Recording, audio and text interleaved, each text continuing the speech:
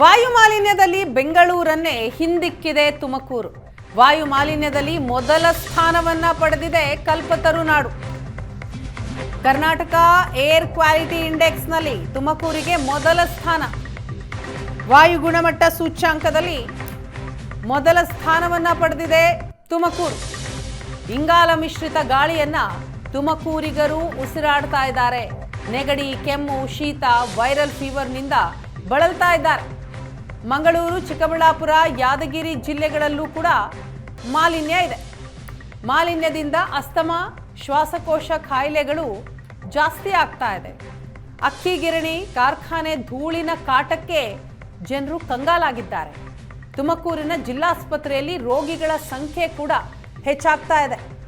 Karnataka air quality ಇಂಡೆಕ್ಸ್ನಲ್ಲಿ ಈಗ ತುಮಕೂರಿಗೆ ಮೊದಲ ಸ್ಥಾನ. ಬೆಂಗಳೂರನ್ನೇ ಹಿಂದಿಕ್ಕಿದೆ ತುಮಕೂರು.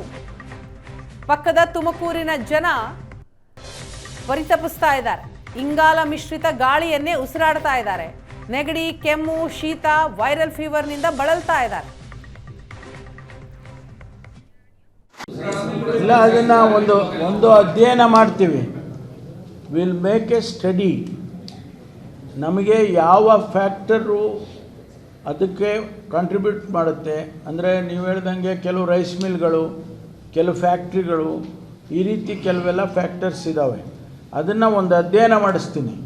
ಅದು ಆಗಿದ ಮೇಲೆ ಆ ಫ್ಯಾಕ್ಟರ್ಗೆ ಏನು ಔಷಧಿ ಹಾಕಬೇಕು ಹಾಕ್ತೀವಿ.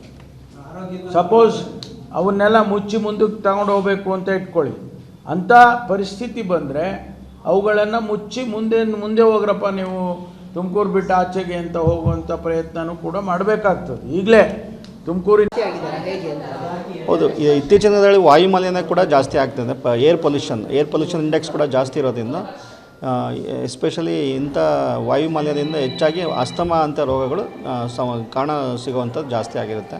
ಮತ್ತು ಸ್ಮೋಕಿಂಗ್ ರಿಲೇಟೆಡ್ ಲಂಗ್ ಡಿಸೀಸಸ್, ಸ್ಮೋಕಿಂಗಿಂದ ಆಗುವ ಶ್ವಾಸಕೋಶ ತೊಂದರೆಗಳು ಏನಿರುತ್ತೆ, COPD ಅಂತ ಹೇಳ್ತೀವಿ.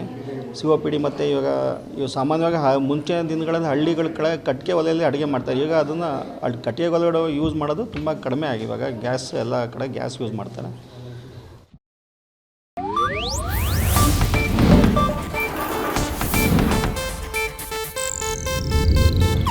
ಇದು ಏಷ್ಯಾನೆಟ್ ನ್ಯೂಸ್ ನೆಟ್ವರ್ಕ್ ಪ್ರಸ್ತುತಿ.